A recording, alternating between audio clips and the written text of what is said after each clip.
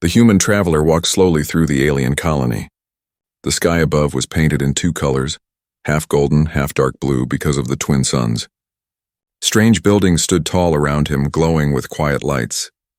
The place was not loud, not busy. It felt almost too quiet, like everyone was hiding behind closed doors. As he walked, he felt a soft tug on his hand. Surprised, he looked down and saw a little alien girl staring up at him. Her skin was pale silver, her large eyes shining with tears. She was no taller than his waist, and her small hands shook as she held his sleeve. "Please," the little girl whispered, her voice trembling. "My mom is so lonely. Can you please be my dad at her birthday party?" The human froze in shock. For a moment he wondered if he had misheard her. He blinked, waiting for her to laugh, waiting for this to be some kind of alien game. But no, her eyes were serious, wet with tears. She was not joking. He knelt down slowly so he could look her in the eyes. Why would you ask me that?"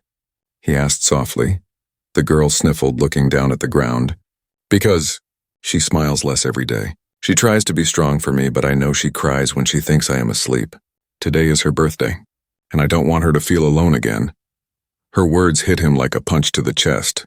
This was not the kind of request you could laugh away. This was not a child asking for candy or toys. This was a plea born from pain, from nights too quiet, from a home where laughter had died. The traveler looked around. No one else was near. The colony streets were empty, and the little girl's trembling hand still clung to him like he was her last hope. He sighed, standing up again. "All right," he said gently. "Show me the way." The little alien girl's face lit up, her tears still shining but her eyes full of sudden hope. She nodded quickly and pulled his hand, guiding him through the narrow paths of the colony.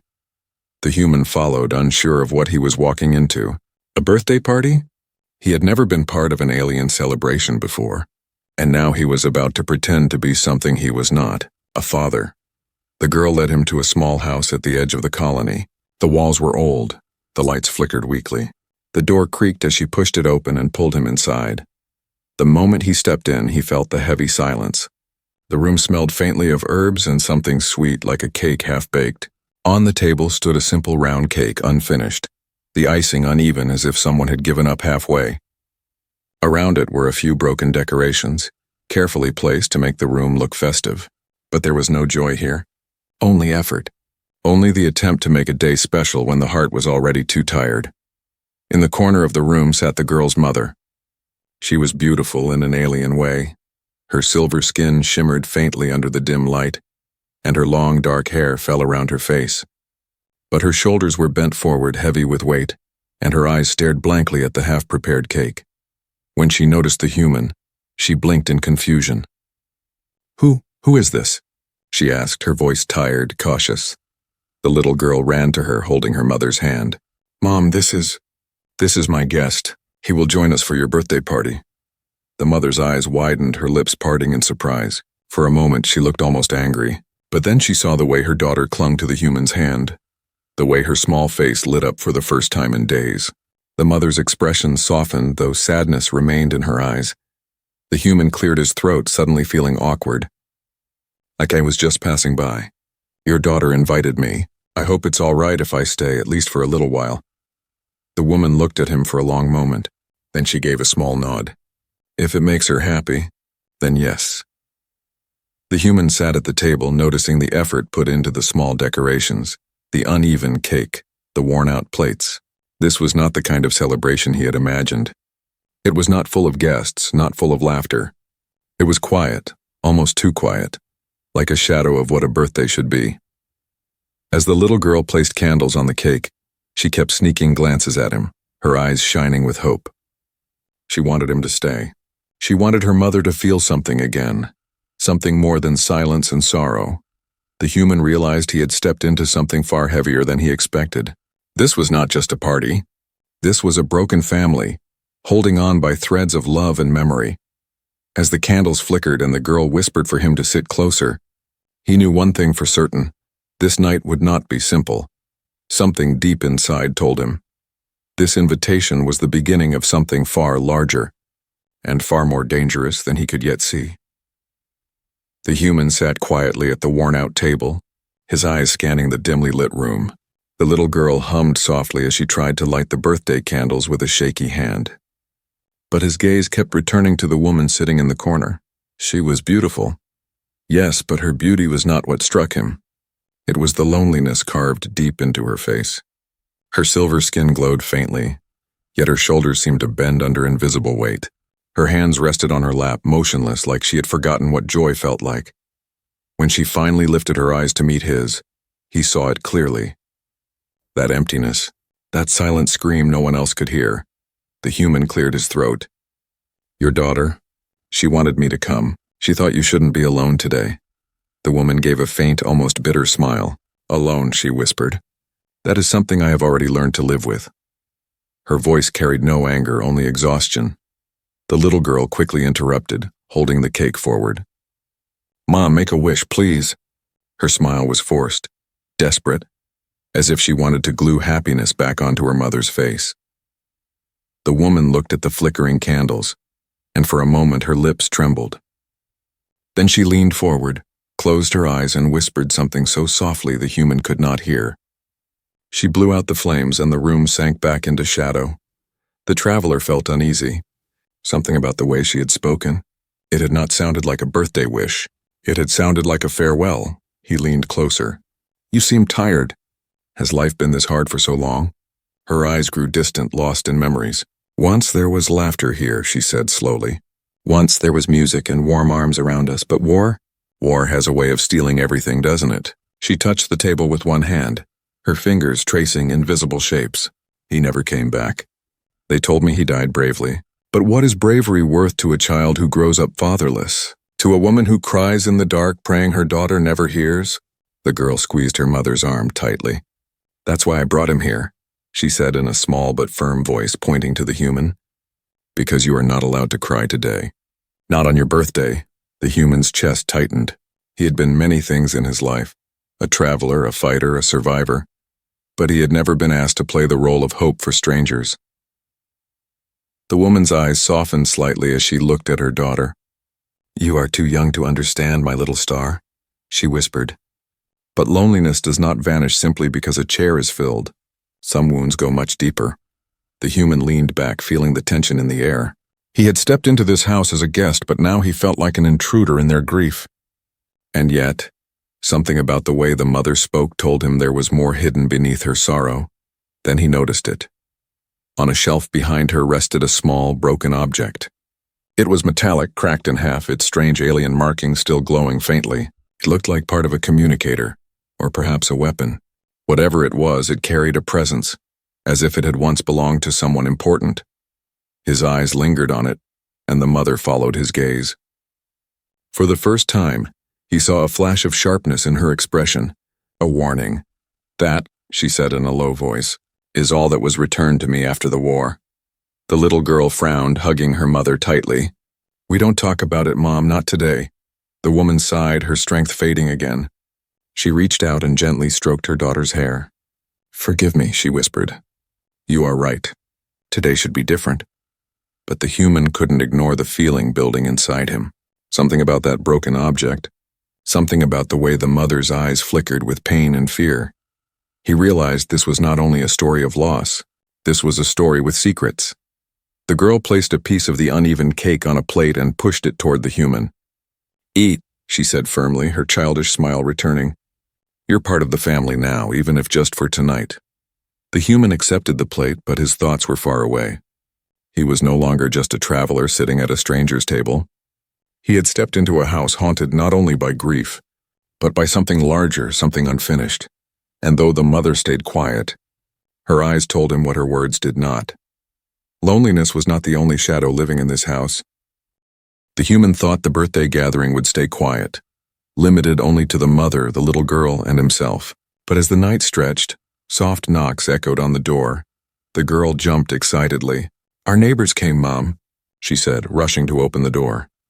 Two alien women stepped inside, carrying small gifts wrapped in faded cloth. Their smiles were polite, but their eyes held pity. More footsteps followed. An old man with a walking stick, a young couple holding a strange fruit. One by one, the neighbors filled the small house. The human noticed something strange. Their voices were hushed, their eyes heavy. This was not a celebration. It felt more like a ritual, a duty. They were not here to laugh. They were here because they pitied the woman too much to let her spend the evening alone. The candles were lit again, and the little girl clapped her hands, pretending everything was normal. But as the human sat among the quiet guests, he began to hear it. Soft whispers passed from one to another, too low for the girl to catch. She still keeps the relic. They said he died bravely, but we all know the truth. If the wrong ears hear, trouble will return to this house. The human leaned slightly closer, catching fragments of the conversations. At first he thought they were simply gossiping about the dead mate. But then he realized something darker was being spoken. The old man coughed, his voice gravelly. He was not just a soldier, you know, he muttered to another guest. He carried information, dangerous information. And that woman still carries the burden. The human's eyes flicked to the mother. She sat stiffly, staring at her plate, pretending not to hear, but her hands trembled faintly in her lap. The whispers grew sharper, like blades hidden in the dark. They will come for her eventually. And now a human sits at her table. What will that mean? Is he another protector? Or another sacrifice? The human's pulse quickened. Protector? Sacrifice? He felt a sudden chill run down his spine. The girl, oblivious, pulled him forward. Come sit closer. We have to sing for Mom again. Everyone forced smiles as they sang, their voices thin and hollow. The human played along, but his mind churned. This was no simple tragedy of a widow. There was a secret here, one that others feared. As the song ended, the young couple whispered near the doorway. If they find out she still has it, we will all be punished, the man said. His partner shushed him quickly, but not before the human caught the words. Still has it. His gaze shifted once again to the shelf, to the broken, glowing object. Was that what they meant? Was that the reason for the mother's endless grief and the neighbor's nervous presence? Suddenly, the old man's eyes met his. For a long, tense moment, the elder studied him. Then, leaning forward with a voice like dry leaves, he said, Traveler, do you know where you sit? Do you understand the danger of this home? The human kept his face calm, but inside unease spread like fire. I only came because the child asked me, he answered. I did not come seeking trouble. The old man gave a bitter laugh. No one seeks trouble. But sometimes trouble seeks you, especially when you sit at a table that carries ghosts. The room fell silent at his words. All eyes turned briefly toward the mother, whose face was pale but unreadable. The little girl hugged her tightly, as if shielding her from the whispers she could not silence. At last the neighbors lowered their eyes, pretending to eat, pretending the words had not been spoken. But the tension did not fade. It lingered thick and heavy, pressing on everyone's chest. The human took a slow breath. He had lived through wars, had crossed dangerous lands, had faced men and monsters alike. But here, in this quiet house, surrounded by hushed voices, he felt something new. Not fear, expectation. It was as if everyone in the room knew something was coming. Something tied to the woman, to her dead mate, and to the relic that still glowed faintly on her shelf. And somehow, by accepting a child's innocent invitation, the human had stepped into the center of it.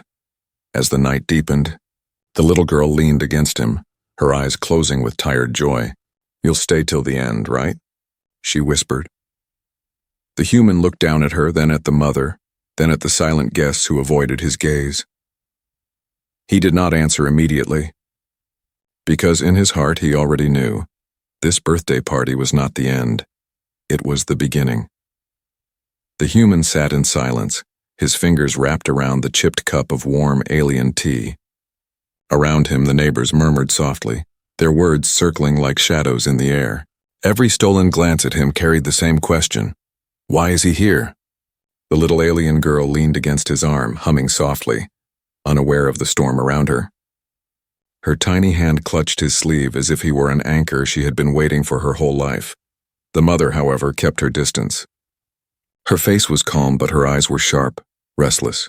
She had not told him to leave, but she had not asked him to stay either. She was testing him, measuring him, waiting to see if he would crumble under the weight of her world. Inside, the human's thoughts twisted like tangled wires. He had come to this colony as nothing more than a traveler.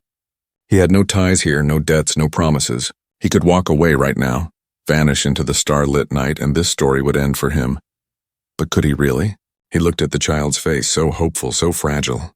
She had begged him to be part of her mother's birthday, begged him to pretend to be something he was not. Her words echoed again in his mind. My mom is so lonely. Please, leaving would be easy. But forgetting her voice? Forgetting those eyes? That would not be so simple. The neighbors whispered again, their voices a low hiss. He will not stay. Humans always move on. Better if he leaves before they notice him here. Their words struck him, sparking a flicker of anger. He had seen enough prejudice in his life, enough assumptions about humans being reckless, selfish, violent, and yet he could not entirely blame them. If danger truly followed this house, maybe he should leave. The dilemma pressed heavy on his chest. The little girl broke the silence with her laughter as she placed another uneven slice of cake in front of him. You have to eat more, she insisted. It means you're family now, family. The word stabbed deeper than any blade. He looked at her mother again. She was watching him now, her expression unreadable. Her lips parted slightly as if she wanted to speak, but she stopped herself. Instead, she stood and walked toward the shelf, the same shelf holding that broken, glowing relic. The human's eyes followed her. She rested her hand on the object, her fingers trembling slightly as if it still burned her. Then she turned, her voice low and steady. You should not have come here, she said. The room froze. Even the neighbors fell silent. The human swallowed. Your daughter asked me to. That's exactly why, the mother replied, her eyes shining with pain. She doesn't understand what danger she brings to anyone who steps into this home. And you? She stopped, her gaze hardening. You are human. That alone paints a target on your back. The little girl's eyes widened, confused. Mom? The woman quickly knelt beside her daughter, stroking her hair. Hush, my little star. You don't need to know yet. But the human had heard enough. A storm of questions roared in his head. What danger? Who was watching this house? What made him more vulnerable just for being human? His instincts screamed at him to leave before he got pulled deeper. He had been in too many wars, too many fights that weren't his own. He knew what it cost to stand where you didn't belong, and yet, as the little girl rested her head on his shoulder again, smiling as though all her loneliness had vanished, he felt the weight of his choice pressing harder. He could walk out now, and never return. He could save himself from whatever ghosts haunted this house, but then what? The child's smile would fade. The mother's loneliness would deepen. The whispers of the neighbors would win, and this house would sink deeper into silence. The human closed his eyes for a moment, his mind a battlefield. He had promised himself long ago that he would not be a hero again, not after the scars he carried. But fate, or maybe something far greater, had placed this choice in front of him tonight. Finally, he opened his eyes. His voice was calm, steady. If trouble comes, then let it come. But I will not abandon her. He gently placed a hand on the child's head. Not tonight. Not on her birthday. The mother's lips parted, shock flashing across her face. For the first time, the whispers in the room stopped completely. The air shifted heavy with something unspoken, and in that moment the human understood something. This was no longer just a birthday party. This was the beginning of a promise. A dangerous one. The laughter of the little girl echoed through the small house, soft but bright. She had never looked happier. The candles burned again, casting warm light across the faces of the few neighbors who had stayed behind. For a short while, the room almost felt alive, but the human noticed something the others pretended not to see. The lights above flickered just once, like a heartbeat skipping. Then again, a soft buzzing filled the air, faint but unnatural, like a signal trying to break through. The mother's smile froze. Her eyes darted toward the door. The neighbors quickly lowered their gazes, pretending nothing had happened. But their stiff shoulders told a different story. The human leaned forward slightly. What was that? He asked. No one answered. The mother pressed her hand against the table as if steadying herself. It's nothing, just the power lines outside. But he knew a lie when he heard one. A few minutes later, the shadows outside the window moved. They weren't normal shadows. They didn't match the flicker of the candles or the tilt of the moonlight. They moved on their own, silent, watching. The human's instincts sharpened. He had felt this before, on battlefields, in ruins, in places where predators waited just outside the light. The little girl, still innocent to the growing tension, tugged his sleeve. Dance with me, she said, pulling him toward the middle of the room. He forced a small smile and followed her steps, but his eyes kept flicking to the door. Every time the shadows shifted, his muscles tightened. Then it happened. The door shuddered. Just once, like a test. A soft thud, as if something large had leaned against it from the outside. The girl froze mid-step. The mother's hand shot out, grabbing her daughter protectively. The human moved instinctively, placing himself between them and the door. "Stay behind me." His voice was calm but firm. The neighbors exchanged terrified glances. One of them whispered, "It's too soon. They shouldn't be here yet." The human's eyes narrowed. "Who?" But before anyone could answer, the window rattled. A low scraping sound traveled along the outside wall like claws dragging against stone. The candles flickered wildly, the flames bending as if pushed by unseen breath. The little girl whimpered, hiding her face in her mother's side. The mother's silver skin had gone pale, her body trembling, but her eyes burned with a quiet fire. The human stepped closer to the door, his hand brushing the handle of the old blade strapped to his belt. "If you know something, now is the time to say it," he said. The old neighbor shook his head, whispering in fear. "They come for what she keeps. They always come back for it."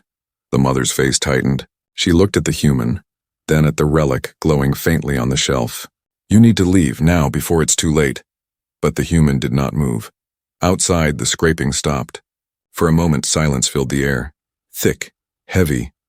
Everyone held their breath. Then a soft voice, distorted metallic, slipped through the cracks of the door. "Widow, we have come to collect." The neighbors gasped, some clutching each other, others pressing against the walls as if trying to disappear. The little girl buried her face deeper. "Mom," the human drew his blade, his stance steady. He didn't know who or what stood outside, but he knew one thing. Whatever was waiting had not come to wish anyone a happy birthday. The mother rose slowly, her eyes filled with both fear and defiance. She looked at the human. "You don't understand. If you stand here tonight, you won't be a guest anymore. You'll be part of this war." The human's grip tightened on the blade. His voice was quiet but unshaken. "Then so be it." The door rattled again, harder this time. Shadows stretched across the walls, long and twisted. The air itself seemed to hum with the weight of something about to break, and in that charged silence, the little girl whispered words that pierced through every heart in the room. "Don't let them take my mom." The human lowered his stance. Blade ready, his eyes locked on the trembling door. His choice had already been made. The party was over. The door groaned under the weight of the blows. Dust rained down from the frame with every strike, and the fragile walls of the house trembled as if they too were afraid. The neighbors clutched one another, whispering prayers under their breath. Then, with a final crash, the door burst open. Figures stepped into the room, tall and armored, their shapes wrong in the flickering candlelight. Their faces were hidden behind sharp masks of metal, glowing with cruel red eyes. Each carried weapons, curved blades that shimmered unnaturally as if hungry for blood. The human raised his blade instantly, his body moving with the instinct of a soldier who had seen death before. His eyes narrowed, scanning their movements, counting their numbers. 3 entered first. More shadows lurked outside. The leader stepped forward, his voice a cold hiss through the mask. "Widow," he said, pointing his weapon at the trembling mother. "The relic. Hand it over. Tonight your suffering ends." The mother's jaw tightened. She pulled her daughter behind her, shielding her with her body. "You will never have it," she spat, her voice shaking but strong. The raider chuckled, a sound like broken glass. "We already took your mate. We'll take the rest of you too." His red gaze slid to the human. "And this? A pet human? How amusing." The little girl's voice broke through the tension, small but fierce. "He's not a pet. He's my—" "Enough!" the raider barked, raising his blade. The human stepped forward before the weapon could strike. Steel clashed as his blade met the alien's, sparks flashing in the dim light. The shockwave of the impact made the candles gutter, plunging half the room into shadow. The neighbors screamed, scrambling to the corners. The little girl clung to her mother, her wide eyes locked on the human as he fought. Every movement was a storm. The human ducked low, his blade slicing against the raider's side. Armor cracked. The alien roared, stumbling back, but another raider rushed in, swinging a glowing axe.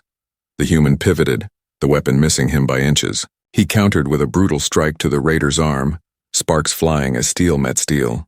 Pain shot through his wrist, but he did not stop. The leader's laugh filled the room. Brave but foolish. Do you think one human can stand against us? The human spat to the side, his blade steady. I don't need to stand against all of you. I just need to stand long enough. The mother's eyes widened at his words. For the first time in years, someone had stood between her and death, not out of duty, not out of pity, but out of choice. The raiders closed in again, surrounding him. The human's breathing grew heavier, but his stance was unbroken. He knew he couldn't win this alone, not yet. But he also knew something the raiders did not. He had nothing to lose. The little girl cried out, "Don't let them take my mom!" Her voice cracked through the chaos like lightning, sharp and desperate. The human's muscles tightened, his heart pounding. That voice, innocent, pleading, ignited something deep inside him. Not just survival, not just duty, something far more dangerous. Rage. He surged forward with renewed fury, his blade a flash of steel. One raider fell, his mask shattering as he hit the ground. Another staggered back, clutching his wounded side. The leader snarled, raising his weapon high. "Kill him! And burn this house to the ground!" The mother gasped, clutching her daughter tighter. But the human did not falter. He planted his feet firmly, ready to meet the storm. The neighbors, huddled in the corners, could not believe what they saw. They had whispered for years that the widow's home was cursed, that no one would dare to stand against the raiders, and yet here was a human, one stranger, defying death itself for people who were not even his own. The raiders advanced again. The house shook with every strike, every clash of blades, every scream. The human's arms ached, blood dripping from a cut across his cheek, but he held the line, each strike carrying not just his strength but the unspoken promise he had made to a little girl. No one would take her mother, not while he still drew breath. The battle raged, chaos swallowing the birthday party that had begun so quietly. The cake sat forgotten, its candles long snuffed out. The decorations trembled with every impact. What had started as a night of forced celebration had turned into a war inside four fragile walls, and in the middle of it, the human stood, defiant and unbroken, as shadows closed in around him.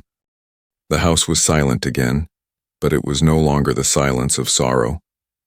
It was the silence after a storm, heavy, trembling, filled with the echoes of violence. The raiders were gone. Two of them lay broken on the floor, their red masks shattered into jagged pieces. The others had fled into the night, dragging their wounded leader with them. The faint glow of their weapons had vanished, leaving only candlelight flickering weakly against the walls. The human stood in the center of the room, chest rising and falling with ragged breaths. His blade dripped with dark alien blood, his arms shaking from exhaustion. Sweat and dirt streaked his face, but his eyes were steady, unbroken. Behind him, the little girl peeked out from her mother's embrace. Her wide eyes glimmered with both fear and awe. She had seen death step into their home tonight, and she had seen a stranger stand against it. Her small voice broke the silence. You stayed." The human turned, lowering his weapon. He crouched down, his breathing still uneven. But when he looked at her, there was a softness in his expression. "I told you, didn't I?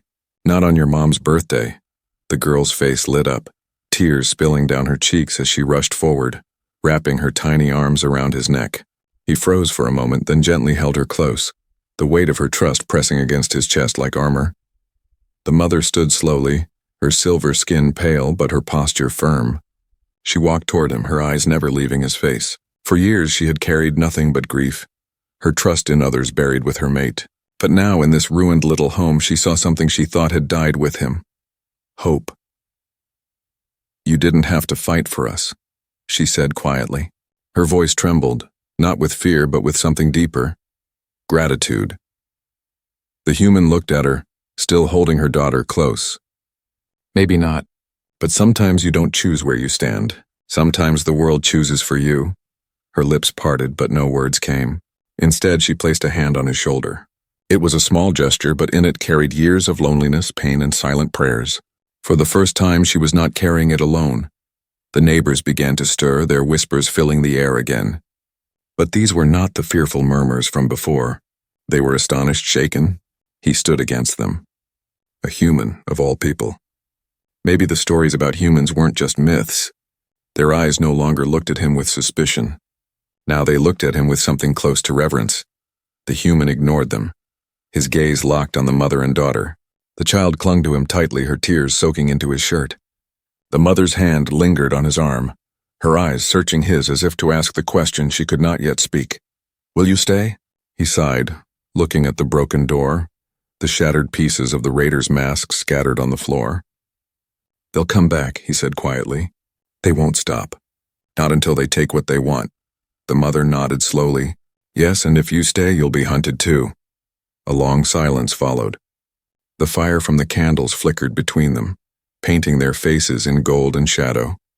Finally, the human spoke, his voice calm and resolute. "Then let them come." The little girl pulled back just enough to look at him, her eyes wide with wonder. For the first time, she smiled. Not the forced smile of a child trying to heal her mother's heart, but a true smile, pure, bright. The mother lowered her gaze, her lips curving into the faintest, most fragile smile she had shown in years. Something within her cracked open, a door she thought she had sealed forever. The human stood, adjusting his blade at his side. He looked at the broken decorations, the ruined cake, the scattered remains of what was meant to be a birthday celebration. And yet, despite the wreckage, he felt something alive in this room, something worth fighting for, not just survival. Belonging. The neighbors slipped out into the night, whispering stories that would spread across the colony by morning. Stories of a widow, her child, and the human who stood against death itself. The human glanced one last time at the relic on the shelf, still glowing faintly in the dark. Its secret remained unsaid, its danger far from over. But now he knew one thing: he would face whatever came. Not as a stranger, not as a traveler, but as part of something bigger. He looked at the mother, then at the child still holding his hand. "This isn't the end," he said softly. The mother met his gaze, her eyes glimmering with something new. "No," she whispered. "It's the beginning." And as the dawn's first light crept into the broken little house, the human knew he had stepped into a story that was no longer just theirs. It was now his, too.